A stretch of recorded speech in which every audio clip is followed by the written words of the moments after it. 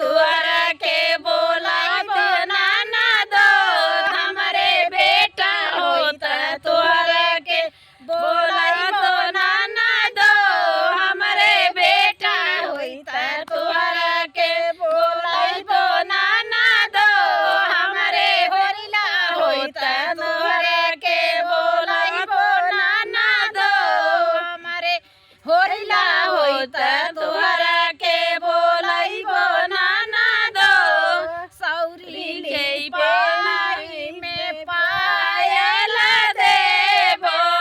सौरीली पायल देबो पहले पे धूम मचाइबो ननदो हमरे बेटा होइत तुअरा के बोलाइबो ननदो